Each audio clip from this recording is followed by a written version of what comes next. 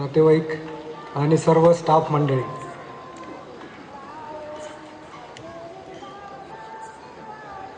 सर्वप्रथम मी या दिवाळी संमेलनासाठी आपल्या सर्वांचे स्वागत करतो। आज 12 डिसेंबर आहे। दिवाळी आपली नोव्हेंबरच्या पहिल्या आठवड्यातच झाली, नंतर पाडवाही झालेला आहे, परंतु आता नवीन वर्ष आलेलं आहे जवळ 1 जानेवारी। त्यामुळे ॲडव्हान्समध्ये आपले नवीन वर्षाची ही संध्याकाळ आहे असंही वाटत आहे। त्यामुळे अशा प्रकारे 3 in 1 असा मस्तपैकी कार्यक्रम आज सुरू आहे।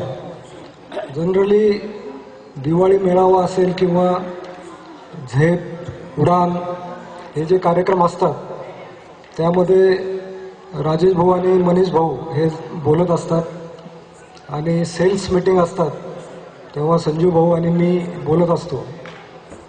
परंतु आज मनीष भाऊ सिंगापूरला गेलेले आहेत आणि 12 वाजल्यानंतर नवीन दिवस उगवतो आणि आज 12 नंतरची फ्लाईट आहे। त्यामुळे त्यांना उद्या जाणार आहे असं वाटत होतं, परंतु काल त्यांच्या लक्षात आलं की आपल्याला आजच निघायचं आहे आणि त्याच्यामुळे ते आज इथे नाही आहे आणि म्हणून मनीष भाऊच्या ऐवजी मी आज इथे बोलत आहे। कशावर बोलायचा हा प्रश्न होता। मला कालच ठरलं की आज आपल्याला बोलायचं आहे, परंतु आज आपण जनरली बघतो की अशी वेळ आलेली आहे की प्रत्येकाला आता लीडर व्हायची वेळ आता आलेली आहे। पूर्वी आपल्याला वाटायचं की लीडर म्हणजे नेता किंवा पुढारी असा आपण अर्थ घ्यायचो, परंतु लीडर म्हणजे ते पुढारी किंवा नेता हे राजकारणातली भाषा झाली। परंतु जो लीड घेतो, एखादी मॅच असताना कॅप्टन त्याचं काम करत असतो, परंतु अचानक एखादा लीड घेतो आणि मॅच जिंकून देतो आणि मॅन ऑफ द मॅच मिळवतो, त्याला आजच्या युगात लीडर असे म्हणतात। तर या लीडरच्या काही 10 गुण असतात, ते मी अतिशय शॉर्टमध्ये, कारण की आज दिवाळी मेळावा आहे, शॉर्टमध्ये मी आपल्याला सांगणार आहे। सगळ्यात महत्त्वाचं आपल्याला जर आज लीडर व्हायचं असेल, कारण की लीडर आणि फॉलोअर असे 2 प्रकारचे टर्म असतात। आपण ट्विटरमध्ये आपल्यापैकी बरेच जण वापरत असेल तर त्याच्यामध्ये यू फॉलो समबडी, म्हणजे कोणाला तरी तुम्ही फॉलो होत असतात, परंतु आता आपल्याला फॉलोअर व्हायचं नाही आहे, आपल्याला स्वतः लीडर व्हायचं आहे। सगळ्यात महत्त्वाची पहिली गोष्ट लीडरमध्ये असते ती म्हणजे व्हिजन। अब्दुल कलाम आपल्याला माहीत असेल, त्यांनी जेव्हा ते राष्ट्रपती झाले तेव्हा त्यांनी व्हिजन 2020 हे आपल्याला दिलं होतं आणि त्या प्रकारे त्यांनी संदेश दिला आणि आज आपण 2020 जवळ आलेलो आहोत आणि आपल्याला भारताची प्रगती आता लक्षात येत आहे। व्हिजन म्हणजे काय? फक्त दृष्टी नसून जे दुसऱ्यांना, सामान्य माणसाला दिसत नाही ते आपल्याला दिसणं, याला व्हिजन म्हणतात। जसं जिजामातेने शिवाजी महाराजांना अतिशय लहान असताना स्वराज्य मिळवून देण्याचं व्हिजन त्यांनी दिलं होतं। हे व्हिजन आज आपल्याला फार आवश्यक आहे। त्यामुळे पुढे मी काय करणार आहे, माझं कुटुंब काय करणार आहे, माझी मुलं काय करणार आहे, मला कुठलं पद मिळणार आहे, याचं व्हिजन आत्ताच आपण फिक्स करायला पाहिजे। दुसरी महत्त्वाची गोष्ट म्हणजे डिसिप्लिन। असं म्हणतात की discipline is the bridge between our goal and accomplishment, म्हणजे आपलं ध्येय आणि ध्येयपूर्ती याच्यामध्ये जो दुवा असतो तो म्हणजे स्वयंशिस्त असा असतो। आज आपल्यामध्ये शिस्त असणं फार महत्त्वाचं आहे। कालपासूनच राजेश भाऊंनी आम्हाला आदेश दिला की रोज सकाळी वेळेवर यायचं आणि आपल्याला देखील थंब आपल्याला मारायचा आहे। थंब जरा उजव्या साईडला आहे, त्यामुळे मी 2 दिवस सरळच आलो आणि केबिनमध्ये आलो, त्यामुळे मी विसरलो। परंतु सगळ्यांनाच आता थंबची आवश्यकता आहे की तुम्ही राईट टाईम येतात की नाही। ब्रिटिशांनी आपल्या भारतावर राज्य केलं, अतिशय लांबून आले होते, आपली भाषाही त्यांना माहीत नव्हती, अतिशय कमी त्यांची संख्या होती, परंतु तरीही त्यांनी डिसिप्लिनमुळे आपल्यावर राज्य केलं। त्यावेळी आपले जे राजे महाराजे होते त्यांच्या स्वतःमध्ये शिस्त नव्हती, आणि त्यामुळे प्रजा देखील अतिशय त्यांच्यामध्ये शिस्त नव्हती आणि आपल्यावर त्यांनी राज्य केलं. आज आपल्याला शिस्तीमध्ये प्रत्येक कार्य करणं आवश्यक आहे आणि त्याच्यामुळे आपले गोल आपल्याला मिळणार आहेत आणि आपण एक प्रकारे लीडर आपण होणार आहोत. मानसिक संतुलन ही देखील महत्त्वाची गोष्ट आपल्यामध्ये असणं आवश्यक आहे. कारण की आपल्या आयुष्यामध्ये अनेक चढ उतार असतात. प्रत्येकजण हा आयुष्यभर यशस्वी झाला आहे असं कधीच नसतं. आपल्याला यश पचवण्याची ताकद पाहिजे आणि अपयश देखील पचवण्याची ताकद आपल्यामध्ये पाहिजे. जसं आपल्याला माहिती आहे की नरेंद्र मोदी हे गेले अनेक वर्ष अनेक निवडणुकी ते जिंकत आले, परंतु आता बिहारमध्ये त्यांच्या पक्षाला मोठं अपयश मिळालं आणि नंतर 2 दिवसांनी लगेच लंडनमध्ये त्यांचं भाषण होतं. अनेक लोकांसमोर, जवळजवळ 1 लाख लोकांसमोर त्यांचं भाषण होतं. परंतु त्यांचं भाषण जर तुम्ही ऐकलं असेल तर तेव्हा जाणवणार नाही की 2 दिवसापूर्वी मोठी हार ही बीजेपीला बिहारमध्ये मिळाली होती. त्यांनी कुठल्याही प्रकारच्या आपल्या चेहऱ्यावर किंवा आपल्या त्या भाषणामध्ये दाखवून दिलं नाही की 2 दिवसापूर्वी हार त्यांना पत्करावी लागली आहे. अशा प्रकारे मानसिक संतुलन आपलं असणं आवश्यक आहे.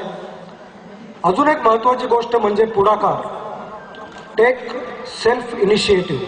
जसं आपण आत्ता पाहिलं की दिवाळी मेळाव्याला काय करायला पाहिजे, तर इतके दिवस कबाडे अनेक ठिकाणी आपल्याला कार्यक्रम सादर करून हसवत होते. त्यांची आता आपल्याला नेहमी उणीव त्यांची भासणार आहे. परंतु प्रशांत रुनवाल, तसेच ओंकार तिवारी, मुरारी देशपांडे, त्यांचे सर्व सहकारी त्यांनी स्वतः इनिशिएटिव्ह घेतला आणि मालपानी उद्योग समूहाची कार्य कसं चालत आलंय गेल्या अनेक वर्षापासून ते आपल्याला अवघ्या 25 ते 30 मिनिटांमध्ये त्यांनी सादर केलं. म्हणजे त्यांनी सेल्फ इनिशिएटिव्ह घेतलं, स्वतः लीड घेतला आणि सुंदर असा कार्यक्रम आपल्या पुढे त्यांनी सादर केला. अशा प्रकारे सेल्फ इनिशिएटिव्ह आपल्याला घेणं फार महत्त्वाचं आहे. आत्ताच 2-3 दिवसापूर्वी आपलं एक प्रॉडक्ट एका फूड ऑफिसरने पकडलं आणि त्याच्यामध्ये नॉट फॉर मायनर्स असं लिहिलेलं नव्हतं. मग मी चौकशी केली त्याची, तर मला एकाने उत्तर दिलं की काय नाही, ते क्वालिटी डिपार्टमेंटमधून आपल्याला येत असतं आणि त्याप्रमाणे आपण ते पुढे देतो आणि ते छापून टाकतो, त्यामुळे तो कदाचित त्यांचा प्रॉब्लेम असेल. त्यांना मी विचारलं, ते म्हटले की आपण पूर्वीपासूनच हे करत नाही, परंतु प्रत्येक वेळी आपण स्वतः इनिशिएटिव्ह घ्यायला पाहिजे. जसं आपले कॉम्पिटिटरचे प्रॉडक्ट असतात, त्यांचे लेबल कसे आहेत हे जर आपण स्वतःहून पाहिलं तर कधीच हा प्रॉब्लेम येणार नाही. त्यांच्या प्रॉडक्टवर आहे मात्र आपल्या प्रॉडक्टवर नाही असं कधी होऊ देऊ कामा नये आणि म्हणून सेल्फ इनिशिएटिव्ह आपण घ्यायला पाहिजे. अजून एक महत्त्वाचं ते म्हणजे you have to be good listener. जसं आपण एक चांगला वक्ता लीडर होण्यासाठी आवश्यक आहे, तसंच चांगलं आपण नेहमी ऐकायला पाहिजे. बऱ्याचदा आपण मीटिंग घेतो, मीटिंग याचा अर्थ आपण ऐकायला पण पाहिजे आणि सांगायला पण पाहिजे. बऱ्याचदा सभा आणि मीटिंग याच्यामध्ये हा फरक असतो, परंतु लोकांना हे समजत नाही. मग एखाद्याने जर आपल्याला एखादी सूचना दिली तर आपण ऐकून न घेता ती डायरेक्ट उडून लावतो. मग ती समोरची व्यक्ती काय विचार करते, जाऊन द्या राव, आपण काही सांगितलं तरी हे ऐकून घेत नाही, मग जाऊन द्या, आपण कशाला सांगायचं. आणि म्हणून ते नवीन गोष्टी आपल्याला सांगत नाही. म्हणून नेहमी जर आपल्याला यशस्वी व्हायचं असेल तर गुड लिसनर आपल्याला व्हायला पाहिजे. अजून एक महत्त्वाची गोष्ट आपण टाळावी ती म्हणजे गॉसिप. आपण बऱ्याचदा 4 मित्र एकत्र आलो की सुरुवातीला एकमेकांची चेष्टा करतो आणि मग नंतर आपल्या लक्षात आलं की 5वा मित्र आलेला नाहीये, मग सगळे मिळून आपण त्याच्याबद्दल काहीतरी बोलतो. नेहमी आपण एक्स बद्दल बोलतो तेव्हा वाय आपलं ऐकत असतो आणि वाय समोर आपण एक्सचं सांगतो, एक्स समोर आपण वायचं सांगतो. परंतु कधी कधी त्यांच्याही लक्षात येतं की आपल्याबद्दल देखील ही व्यक्ती कुठेतरी सांगत आहे आणि मग हळूहळू ते एक्स आणि वाय व्यक्ती हे दोन्ही आपल्यापासून दूर व्हायला लागतात. म्हणून कधीही आपण एखाद्याचं चांगलं असेल तर ते 4 जणांसमोर सांगायचं, परंतु एखादा चुकत असेल तर त्याला एकट्याच जर आपण त्याला सांगितलं तर नक्कीच त्याचा उपयोग होतो. आणि म्हणून आपल्या फॅमिलीमध्ये किंवा आपण जेथे राहतो त्या चौकामध्ये किंवा आपण जेथे काम करतो त्या ऑर्गनायझेशनमध्ये कधीही एकमेकांबद्दल वाईट आपण बोलू नये, कारण की त्याच्यामुळे हळूहळू आपली मैत्री कमी होते आणि आपला लिडरशिपमधला एक महत्त्वाचा गुण तो देखील त्याच्यामुळे नष्ट होतो. बिलीव्ह इन शेअरिंग नॉलेज हा एक महत्त्वाचा गुण आपण लक्षात घ्यायला पाहिजे. आज आपल्या ऑर्गनायझेशनमध्ये फार टॉप नवीन नवीन लोक असतात आणि त्यांच्यामध्ये नवीन मोठमोठ्या डिग्रीज असतात, त्यांच्याकडे बरंच नॉलेज असतं आणि जे जुने असतात त्यांच्याकडे एक्सपिरियन्स असतो आणि त्यामुळे त्यांच्याकडे देखील नॉलेज असतो. अशा प्रकारे एकमेकांचं नॉलेज जर आपण शेअर केलं तर नक्कीच आपल्या सगळ्यांची त्याच्यामध्ये प्रगती होऊ शकते. आणि अजून एक महत्त्वाचं म्हणजे ब्लेम गेम. आपण बऱ्याचदा यश मिळालं तर आपण म्हणतो की ते माझ्यामुळे मिळालं आहे, परंतु अपयश मिळालं तर आपण एक दुसऱ्यांवर खापर फोडून टाकतो. जसं एखाद्या पक्षाची हार झाली की लगेच ते म्हणतात की ते संघामुळे झालं, संघाचे लोक फार स्टेटमेंट देतात त्याच्यामुळे झालं, किंवा काही म्हणतात की आमच्यातल्या सिनियर लोकांनी हे केलं. असे वेगवेगळे ब्लेम आपण एक दुसऱ्यांवर करतो आणि स्वतःवर मात्र काही घेत नाही. मात्र मोदीजींकडे तुम्ही पाहिलं असेल तर त्यांनी याच्यावर कुठलीही स्टेटमेंट दिली नाही, कोणावर ब्लेम केलं नाही. पुढच्या वेळेस आपण काय करायला पाहिजे हे ते शिकले. तसंच आपण कोणावरही कुठल्याही प्रकारचं खापर आपण फोडू नये. Time management.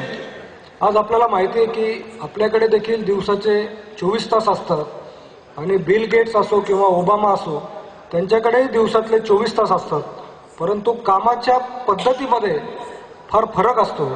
ते प्रत्येक गोष्ट वेळेवर करत असतात आणि आपण प्रत्येक गोष्ट कधी कधी आपल्यामध्ये थोडा उशीर होत असतो. त्यामुळे आज आपलं काम वाढत आहे परंतु वेळ आपल्याकडे तितकाच आहे. त्यामुळे टाइम मॅनेजमेंटकडे आपण नेहमी लक्ष द्यायला पाहिजे. आणि सगळ्यात महत्त्वाची शेवटची गोष्ट म्हणजे रिस्पेक्ट इच अदर. रिस्पेक्ट हे सगळ्यात महत्त्वाची गोष्ट आहे. गिव्ह आणि टेक याच्यामध्ये त्याचं कार्य चालतं. तुम्ही स्वतःवर ऑब्झर्व करा. तुम्ही जर रोज प्रत्येकाला रिस्पेक्ट दिला, तुम्हाला जे 10 जण रोज भेटतात त्यांच्याशी तुम्ही रिस्पेक्टफुली बोललात, त्यांना तुम्ही रिस्पेक्ट दिला, तर तुमच्या लक्षात येईल की ह्याच व्यक्ती तुम्हाला देखील रिस्पेक्ट देत आहे. म्हणजेच ही पूर्णपणे गिव्ह आणि टेक अशी रिस्पेक्टची गोष्ट असते. त्यामुळे आपण नेहमी सगळ्यांना रिस्पेक्ट द्यायला पाहिजे. अशा प्रकारे गुड व्हिजन, डिसिप्लिन, मानसिक संतुलन, पुढाकार, गुड लिस्नर, गॉसिप टाळणे, स्वतःचं ओपिनियन देणे, बिलीव्ह इन शेअरिंग नॉलेज, कोणावरही खापर फोडू नये, टाइम मॅनेजमेंट आणि रिस्पेक्ट इच अदर, हे जर 10 गुण आपण सगळ्यांनी, त्याच्यामध्ये मी पण आहे, म्हणजे प्रत्येक गोष्ट मी सांगितली म्हणजे मला हे सगळे 10 गुण लागू होतात असं नाही. प्रत्येकामध्ये कमी जास्त गोष्टी असतात, परंतु सगळ्यांनी या 10 गोष्टी पूर्णपणे पालन करण्याचा प्रयत्न केला तर नक्कीच आपण सगळे लीडर होऊ. आपल्यामुळे आपल्या ग्रुपची प्रगती होईल, आपल्या फॅमिलीची प्रगती होईल आणि आपल्या देशाची प्रगती होईल. हा संदेश आपण सगळे मिळून आज आपण घेऊया. आणि मला आज या दीप संमेलनासाठी बोलण्याची संधी आज मिळाली त्याबद्दल मी सर्वांचे आभार मानतो व थांबतो. जय हिंद, जय महाराष्ट्र.